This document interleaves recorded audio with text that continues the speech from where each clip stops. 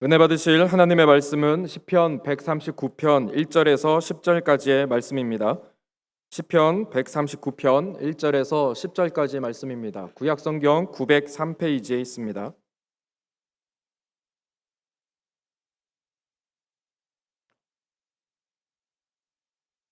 시편 139편 1절에서 10절까지 말씀을 합독하시겠습니다. 야훼여, 주께서 나를 살펴보셨으므로 나를 아시나이다. 주께서 내가 앉고 일어섬을 아시고 멀리서도 나의 생각을 밝히 아시오며 나의 모든 길과 내가 눕는 것을 살펴보셨으므로 나의 모든 행위를 익히 아시오니 야훼여, 내 혀의 말을 알지 못하시는 것이 하나도 없으시니이다. 주께서 나의 앞뒤를 둘러싸시고 내게 안수하셨나이다. 이 지식이 내게 너무 기이하니 높아서 내가 능히 미치지 못하나이다. 내가 주의 영을 떠나 어디로 가며 주의 앞에서 어디로 피하리이까? 내가 하늘에 올라갈지라도 거기 계시며 스올에 내 자리를 펼지라도 거기 계시니이다. 내가 새벽 날개를 치며 바다 끝에 가서 거주할지라도 거기서도 주의 손이 나를 인도하시며 주의 오른손이 나를 붙드시리이다. 아멘. 오늘 저는 시편 139편 1절에서 10절까지 말씀을 중심으로 내 이름 아시죠? 라는 제목으로 하나님 말씀 나누기 원합니다. 제가 제 이름을 말씀의 제목을 내 이름 아시죠? 했더니 성가대도 내 이름 아시죠? 찬양팀도 내 이름 아시죠? 할렐루야! 하나님도 여러분의 이름을 다 아십니다. 아멘. 다른 사람이 몰라도 하나님은 다 아십니다. 시편 103편 보니 14절에 이런 말씀이 적혀져 있어요. 같이 읽어봅니다. 시작. 이는 그가 우리의 체질을 아시며 우리가 단지 먼지일 뿐을 아십니다. 그렇습니다. 하나님은 우리의 체질을 아세요. 태음인, 소양인 이런 체질뿐만 아니라 하나님은 저와 여러분들이 먼지 같은 존재임을 알고 계십니다. 이 땅에 와서 왜 삶이 어디로 가는가? 결국 인간은 흙으로 왔다가 흙으로 돌아가는 것이 인간입니다. 하나님은 모든 것들을 다 보고 알고 계십니다. 우리가 하나님을 떠나 살 수 있을 것 같죠? 그렇지 않습니다. 하나님은 전지전능하시기 때문에 어디에 가든지 무엇을 하든지 하나님은 사랑의 눈으로 저와 여러분들을 관찰하고 계십니다. 무엇보다도 우리가 흙덩어리에 불과하다는 것을 잘 알고 계십니다. 오늘 성경 말씀 그대로 우리의 삶이 하나님 안에서 은혜롭게 하나님 보시기에 합당한 삶을 사시게 되기를 주의 이름으로 축원드립니다. 여러분이 인간의 DNA라고 하는 세포보다 작은 구조가 있습니다. DNA는요, 전 세계 인구가 약 80억이라고 가정했을 때 아스피린 하나에 이 전 인류 30억의 DNA가 들어가 있을 정도입니다. 그러니 우리의 몸이 얼마나 신묘막측하겠습니까? 그리고 또 놀라운 것은 우리의 세포가 2년, 3년이면 있다가 없어지거든요. 전체 몸이 한 7년 정도 되면은 몇 십조가 되는 세포가 없어지게 됩니다. 그런데 하나님이 얼마나 놀랍게 디자인하셨냐면 우리의 뇌세포는 하나님의 은혜로 변하지 않아서 어렸을 때 있었던 것까지도 다 기억을 한다는 것입니다. 자, 그렇다면 이처럼 하나님은 어렸을 때 있었던 거 하나하나를 다 기억하시면서 오늘도 저와 여러분들에게 은혜를 주기를 원하십니다. 자, 하나님은 그렇다면 무엇을 정확히 알고 계실까요? 먼저 첫 번째, 하나님은 저와 여러분의 생각을 다 알고 계십니다. 같이 한번 읽어보시죠. 시작. 주님은 나의 생각을 다 아십니다. 그렇습니다. 2절에 보니 우리 하나님 어떤 분이신가? 멀리서도 내가 앉고 일어섬을 다 알고 계시고 멀리 계셔도 나의 생각을 밝히 아신다고 이야기합니다.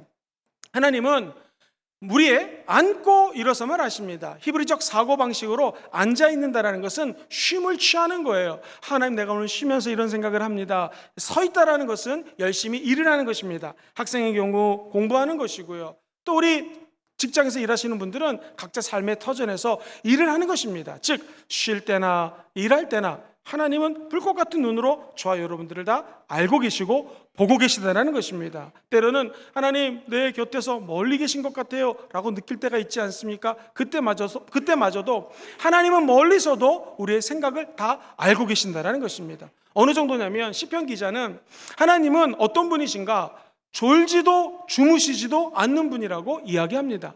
우리 인간은 졸리면 잡니다. 근데 하나님은 졸지도 주무시지 않고 저와 여러분들을 늘 지켜보고 계신다는 것이죠. 사랑하는 성도님들, 2절의 하반절에 보니 하나님은 멀리서도 나의 생각을 어떻게 하신다고요?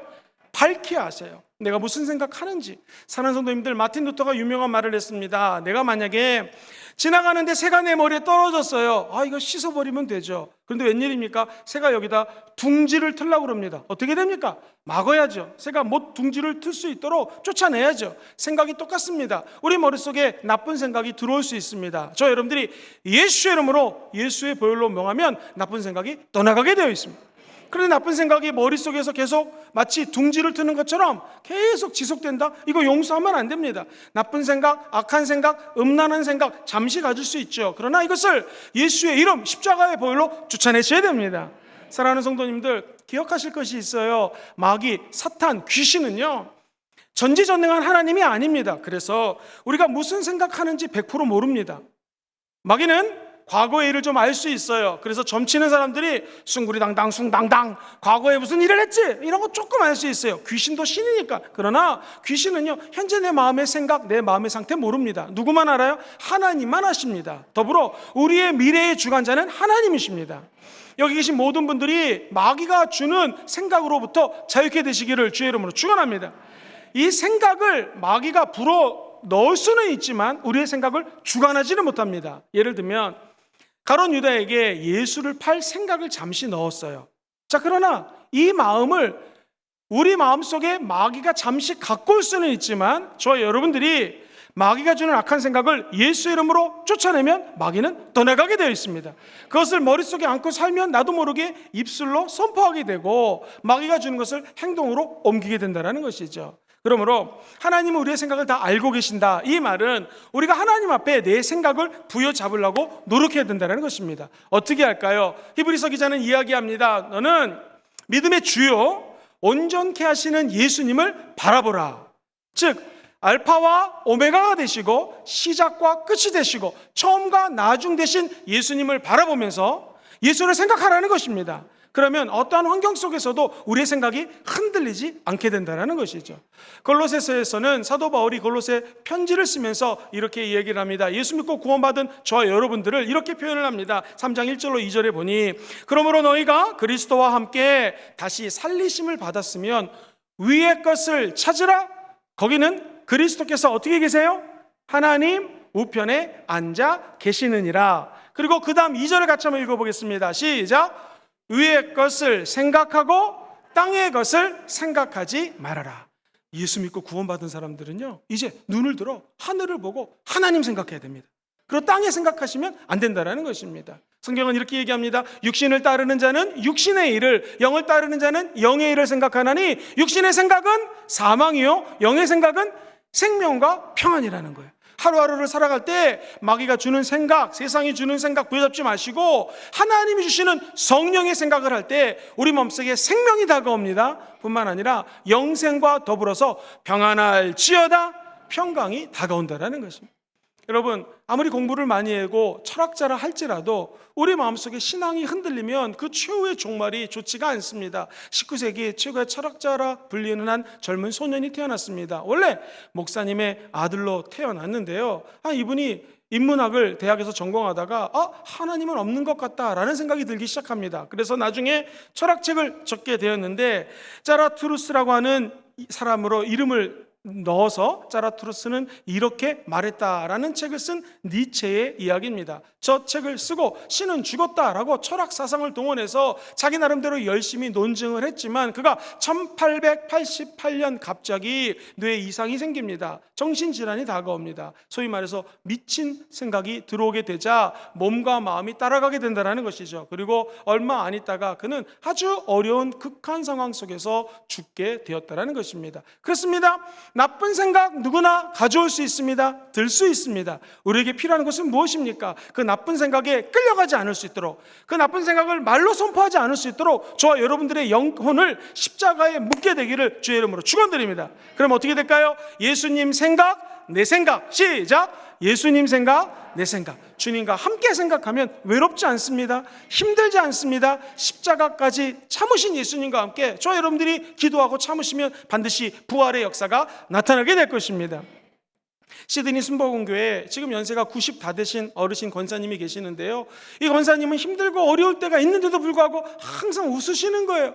그래서 목사님, 제가 궁금했습니다. 권사님은 어떻게 이렇게 항상 웃으면서 생활하세요? 힘들 때도 있지 않으세요? 그랬더니 저에게 이런 말씀하셨던 게 기억나요. 목사님, 왜 저라고 힘든 일이 없겠습니까? 세 자녀 키우면서 어려운 일 많았습니다. 그런데 힘들 때마다, 지금도 기억나요? 3일만 참아야지. 그리고 기도하면 3일 뒤에 다 해결된다는 거예요. 이게 무슨 말입니까, 권사님? 목사님, 예수님이 십자가에 죽고 며칠 만에 부활하셨죠? 3일 만에 부활하셨습니다. 그거 생각하면서 힘들지만 어렵지만 고통스럽지만 예수님이 곧 부활하시니 주님 기도합니다 라고 3일만 참으니 응답 받았다라는 거예요. 그래도 응답이 안 오면 3일 금식하면 여태까지 응답 안 받은 게 없다라는 것입니다. 사랑하는 성도님들, 그렇습니다. 우리가 금식을 하든 무엇을 하든 마음의 생각을 세속적으로 따라가는 것이 아니라 하나님만 따라가고 십자가에 초점을 맞추면 반드시 우리에게 좋은 일이 일어나게 될 줄 믿습니다.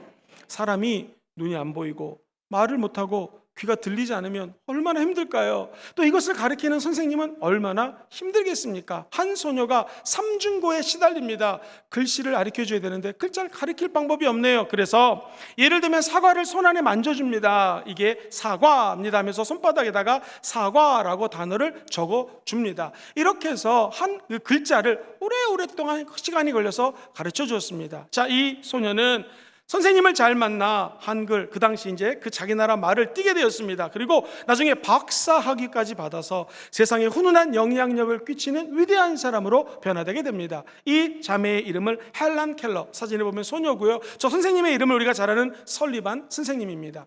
선생님이 아이의 손에 끊임없이 써줬던 문장을 소개해 드립니다. 시작하고 실패하는 것을 계속하라. 실패할 때마다 무엇인가 성취할 것이다. 네가 원하는 것은 성취하지 못할지라도 무엇인가 가치 있는 것을 얻게 될 것이다. 자, 그 다음에 같이 한번 읽어볼까요? 시작. 실패하는 것을 계속하라. 시작하고 실패하고 시작하고 실패하고 계속하라는 것입니다. 뭘 가르친 것입니까? 우리 생각 속에 할 수 없다, 나는 안 돼 라는 생각으로부터 벗어나라는 것입니다. 한번 따라해볼까요? 할 수 있다, 하면 된다, 해보자. 이게 우리 순복음의 믿음 아니겠습니까? 이게 어떻게 가능할까요? 빌립보서 4장 13절 말씀입니다. 내게 능력 주시는 자 안에서. 저 여러분들이 모든 것을 할 수 있습니다. 하나님이 함께 하시고 우리와 동행해 주신다면 모든 것이 가능할 줄 믿습니다. 이게 우리 크리스찬의 가져야 될 생각의 태도입니다. 자, 그렇다면 이처럼 하나님은 우리의 생각을 아십니다. 두 번째로, 저와 여러분들이 하는 말, 언어를 다 아십니다. 같이 읽어보죠. 시작. 주님은 나의 언어를 다 아십니다. 4절에 보니 이렇게 적혀져 있습니다. 야훼여, 내 혀의 말을 알지 못하는 것이 하나도 없습니다. 하나님은 우리가 하는 말을 다 알고 계신다는 것. 하루를 살다 보면 밤에 주무시기 전에 한번 무릎을 꿇고 하나님께 기도해 보십시오. 얼마나 하루 동안 우리가 이야기를 많이 합니까? 말을 많이 하는데 과연 이 말에 실수가 없는 사람이 몇 명일까요? 한 명도 없을 것입니다. 저를 포함해서 우리 모두가 말로 실수를 많이 합니다. 자기 전에 무릎 꿇고 기도하면 하나님, 제가 오늘 말을 많이 했는데 말을 많이 할 때마다 실수를 많이 합니다. 주님 용서해 주세요 라고 기도할 때가 참으로 많이 있습니다.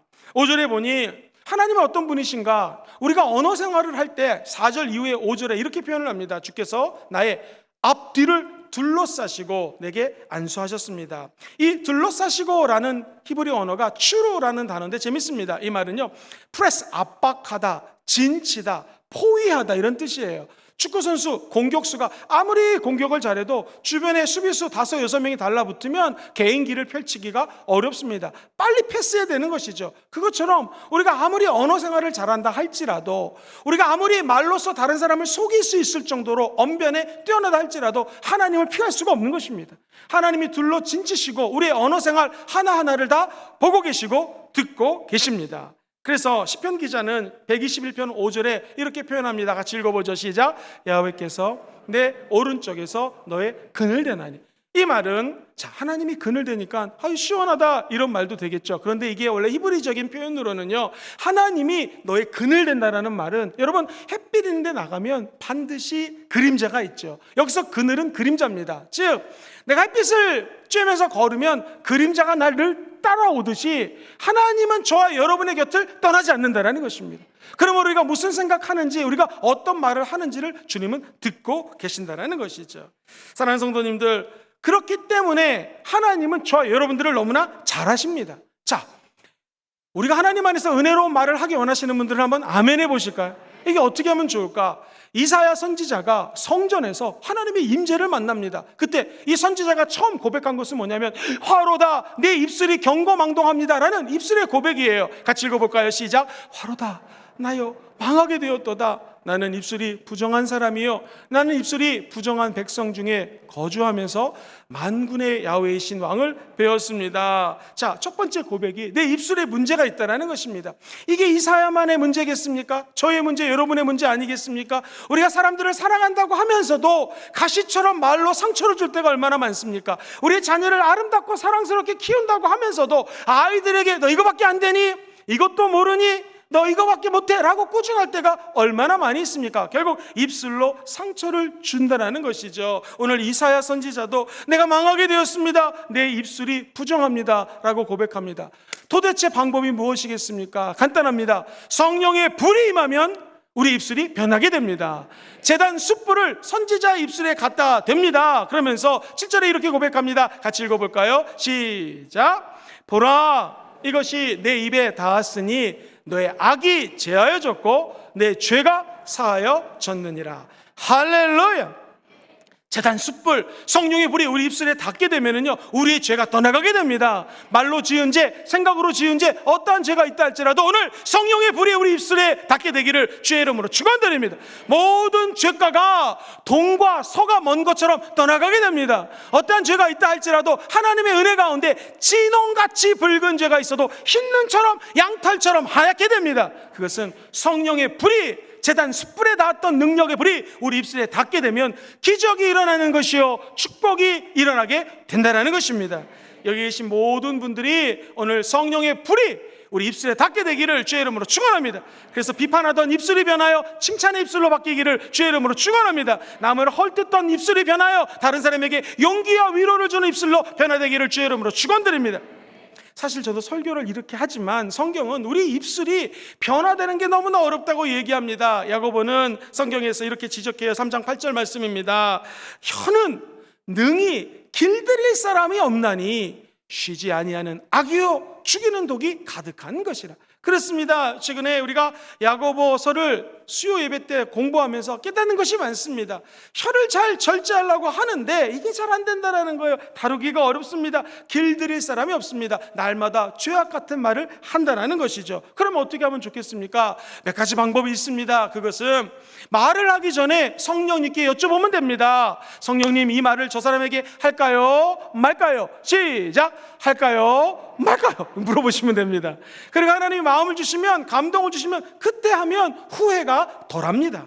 또 한 가지, 저는 부족한 종이지만 한 25년 전도사 목사 생활하면서 제가 깨달은 것은, 참 신기하게도 말을 할 때요, 내 얘기를 좀 자제하고 내 자랑을 좀 줄이고 하나님 자랑, 성경 말씀, 복음 얘기하시고 성령을 충만한 간증 얘기하시고 이러면 주무실 때 후회함이 없습니다.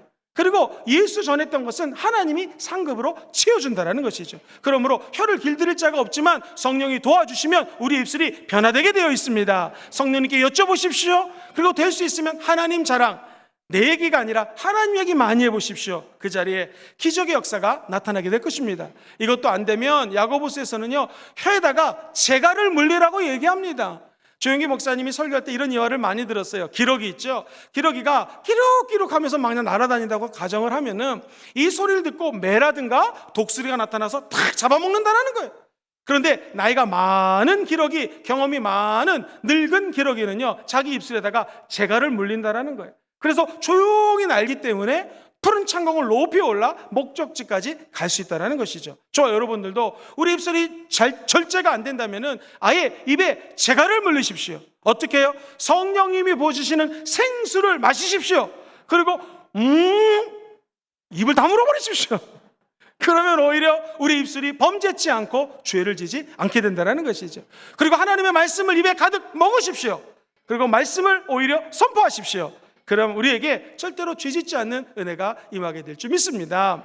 이 서양 사회는요, 월요병을 블루 먼데이라고 그래가지고요, 월요일만 되면 사람들이 우울해진다는 거예요. 심장 질환이요 50%가 월요일 날 더 발생한다는 것입니다. 왜? 일하기 싫은데, 근무하기 싫은데 이제 일요일 날 좀 쉬었다가 출근하는 게 어렵다는 것입니다. 더 놀라운 것은 자살률이 월요일 날 무지 높다는 것입니다. 월요일 힘들어요. 참 짜증이 날 수 있습니다. 그런데 어떤 예술가가 있었는데요, 이분이 바스커빌이라고 하는 분인데, 이분은 월요일 날을 아예 크게 선포합니다. 행복한 월요일, 시작!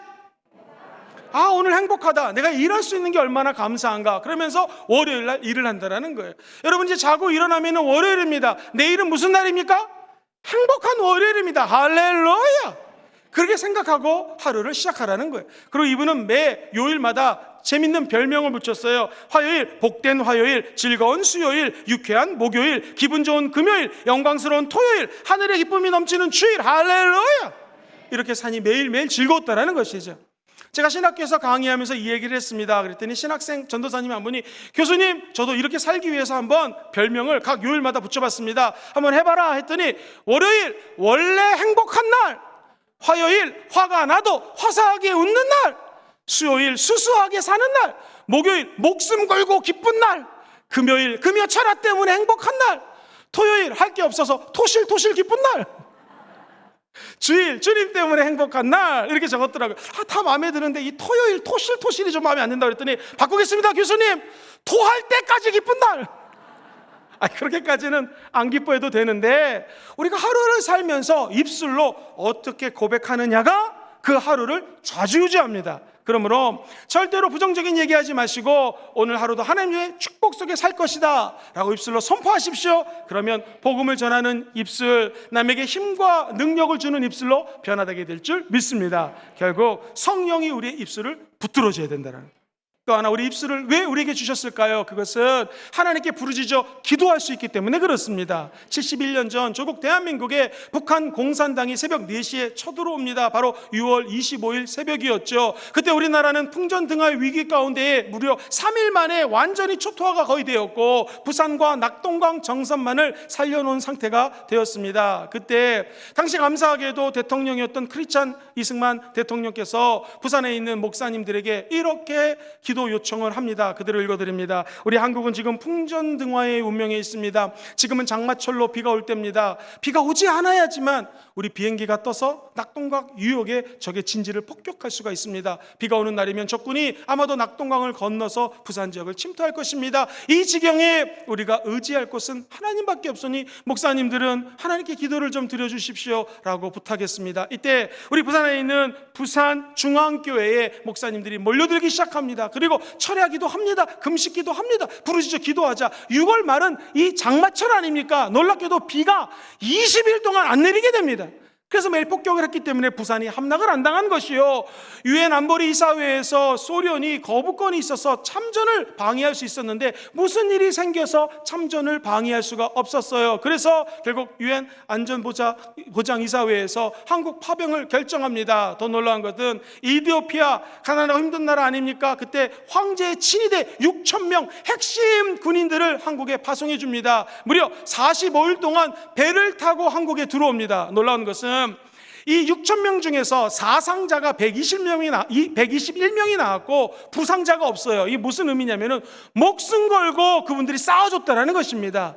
총 전쟁을 720번 하고 결국 우리나라에 하나님의 은혜가 다가오게 되었다는 것이죠. 이것이 그냥 된 것입니까? 아닙니다. 기도하는 자들이 있어 입술을 열어 하나님께 아뢰면 하나님이 역사해 주신다는 것입니다.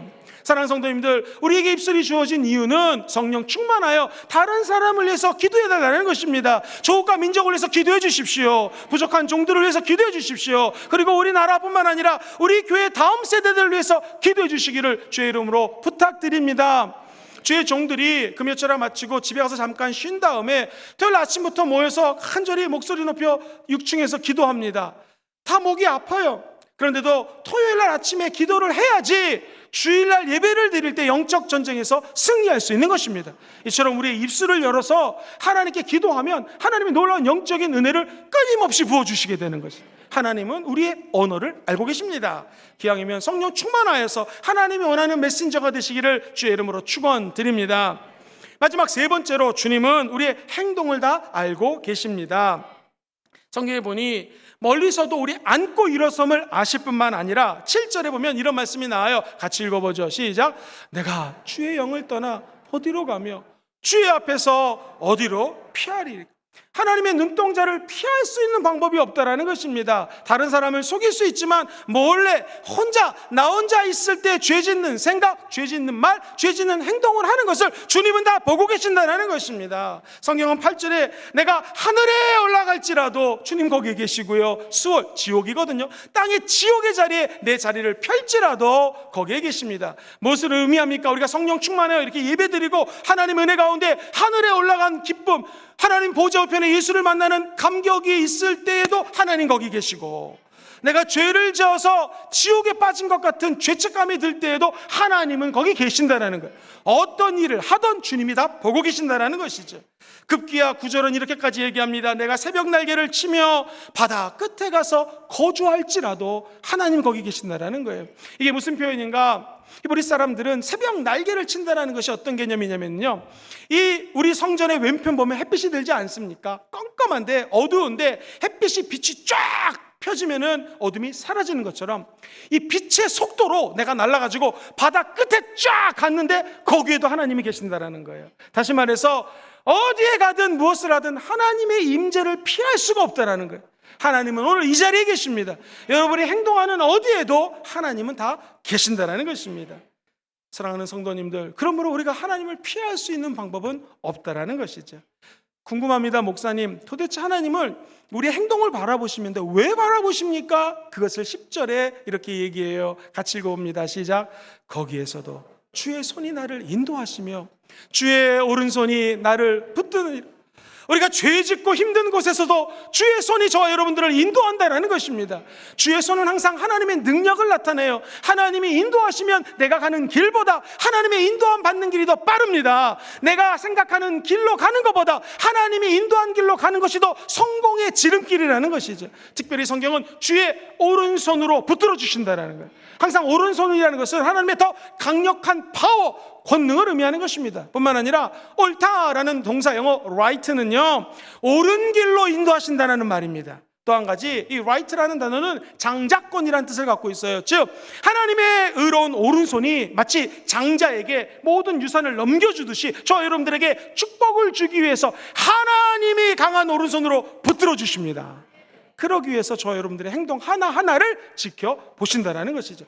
목사님, 질문 있습니다. 그렇다면 어떻게 우리가 하나님 앞에 올바로 행동할 수 있을까요? 그것은 껌껌할 때 빛이 없습니다. 그런데 성경은 하나님의 말씀이 내 발의 등불이라고 말씀하셨어요. 그러므로 어두울 때, 힘들 때, 더 낙심이 될 때 하나님 말씀을 따라가시면 됩니다. 하나님 말씀대로 행동하시면 됩니다. 그럼 하나님의 보호하심과 붙드심을 체험하시게 될 것입니다. 우리 하나님의 능력의 상징, 의로운 오른손으로 오늘 예배 참석하신 모든 성도님들을 붙들어 주시게 되기를 주의 이름으로 축원드립니다.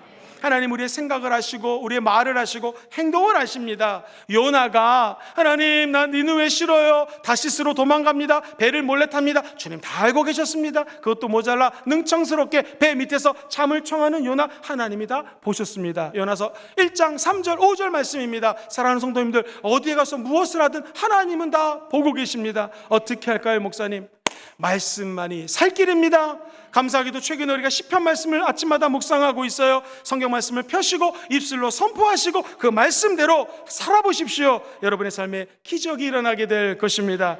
그럼 우리 주님 이렇게 아마도 말씀하실 것입니다. 사랑하는 아들아, 사랑하는 딸아, 내가 너를 다 보고 있다.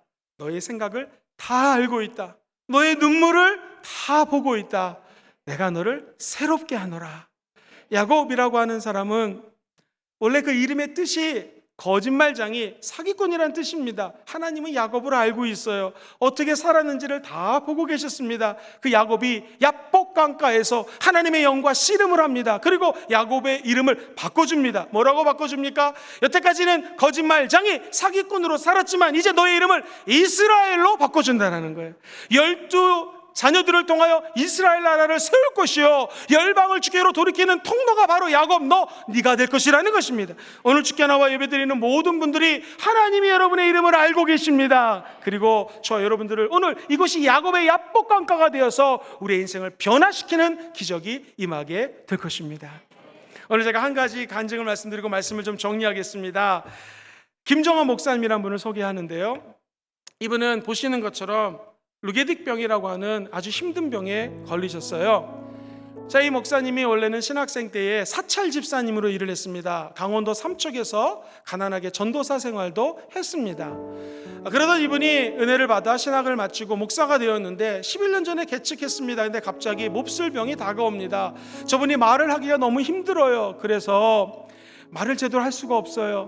몸 손가락 10개 손가락을 사용할 수가 없습니다. 그런데 한 가지 왼손 검지 손가락만 사용할 수 있습니다. 자, 이분이 어떤 일을 할까요? 손가락 다 못 쓰지만 하나 남겨주신 건 이유가 있다. 밤새도록 인터넷 안티 사이트들이 많습니다. 인터넷 기독교 안티 카페에 들어가가지고 역경의 열매라든가 기독교 좋은 메시지를 한 손가락 움직일 수 있으니까 퍼서 날르는 거예요. 밤새도록. 사람들이 이렇게까지 조롱한다고 합니다. 목사님인데 병 걸렸죠. 안티 기독교인이니까 기독교 싫어하는 사람들이 벽에 똥칠할 때까지 살다 죽으세요. 이렇게 몹쓸병 걸렸으면서 왜 이 짓을 하십니까? 별의별 얘기를 다 한답니다. 그런데 이분이 이렇게 고백을 해요. 그러한 핍박 속에서도 저는 믿습니다. 사도 바울이 예수 믿는 사람들 다 잡아다 죽이고 감옥에 집혔던 사람 아닙니까? 그런데 사도 바울이 사울이 변하여 사도 바울로 이름이 변했던 것처럼 오늘 기독교 안티 사이트에 넘나드는 수많은 젊은 세대 중에서 사울들이 변하여 바울 될 것을 믿습니다. 저는 이번에 글을 읽으면서 큰 감동을 받았어요. 이렇게 얘기를 합니다. 지금 제 아내는 갑상선 암이 와서 수술을 했습니다. 저는 언어장애와 중증 지체장애를 앓고 있습니다. 그런데 루게딕이라고 하는 몹쓸병을 앓고 있지만 생각하면 생각할수록 돌이켜보니 나는 하나님께 감사하고 은혜 받은 것이 너무나 많이 있습니다. 그래서 이 몹쓸병에 걸린 것을 불평할 시간이 없습니다. 돈으로 비유하자면 1억 원을 벌었는데 내가 지금 이 병 걸려서 힘든 것은 10원을 잃어버린 것밖에 안 됩니다. 이게 무슨 의미합니까? 1억을 벌었는데 10원짜리 하나 잃어버린 것밖에 되지 않습니다. 그것은 내가 너무나 힘든 병에 걸려있지만 하나님이 나에게 주신 은혜가 너무나 크다라는 것입니다. 오늘 이렇게 하나님의 은혜를 다 아는 분들이 되시기를 주의 이름으로 축원드립니다. 하나님은 정확히 아십니다. 기가 막히게 다 아십니다. 우리는 어떻게 하나님 앞에 나아갈 수 있을까요? 여러분, 의사 선생님 앞에서 옷을 벗어야지 의사 선생님이 치유해 줄 수 있고 진료할 수 있습니다. 마찬가지로 우리들의 영적인 의사는 예수님이십니다. 우리가 예배를 드리는 이유는 하나님, 내 생각이 이렇게 죄악되고 내 행동이 많은 부족함이 있지만 하나님 앞에 부끄럽지만 옷을 벗습니다. 주님, 나의 치료자 예수님 치료하여 주시옵소서. 주님 치료해 주십니다. 여러분, 경영을 하시는 분들은요, 하나님, 나의 영원한 경영 컨설턴트가 하나님이십니다. 나의 재정, 나의 조직, 내가 운영하는 모든 우리 회사의 어려움들, 힘든 것들을 주 앞에 다 내려놓사오니, 다 벗어놓사오니 주님, 우리 회사를 좀 다시 한번 컨설팅하여 주시옵소서. 여기 계신 분들이 마찬가지입니다. 힘들고 어려운 시대를 겪고 있습니다. 참으로 일촉즉발의 위기가 있습니다. 그러나 하나님은 다 알고 계십니다. 오늘 하나님 앞에 숨기지 마시고 모두 다 벗어버리십시오. 모두 다 하나님 앞에 죄를 고하십시오. 나보다 나를 더 잘하시는 하나님께서 오늘 저와 여러분들을 하나님의 은혜의 세계로 인도해 주실 것입니다. 우리가 할 수 있는 일은 그저 내 입술을 열어 내 생각과 나의 갖고 있는 모든 부족함을 입술로 고백하는 것입니다. 말씀을 정리해 드리겠습니다. 하나님은 다 아십니다. 무엇을 아실까요? 주님은 나의 생각을 아십니다. 우리가 어떻게 생각을 하나님 앞에 올바로 가질 수 있을까요? 예수의 이름으로 마귀가 주는 생각을 쫓아내십시오. 그리고 우리의 생각을 십자가에 동요매어서 예수님만 생각하시고 예수님의 생각이 우리의 생각 되기를 주의 이름으로 축원드립니다. 두 번째로 주님은 우리의 말 언어를 다 아십니다. 우리가 할 수 있는 것은 제단 숯불 내 입술에 대니 오늘 성령의 불이 우리 입술에 임할지어다. 그래서 살리는 말을 하는 입술이 되기를 주의 이름으로 축원합니다. 우리의 입술이 성령의 불을 받아 기도하면 그대로 응답받게 될 것입니다. 마지막 세 번째, 주님은 나의 행동을 다 아십니다. 우리가 할 수 있는 것, 하나님 내가 이렇게 부족합니다. 우리의 삶을 주 앞에 내려놓는 귀한 아침이 되기를 주의 이름으로 축원드립니다.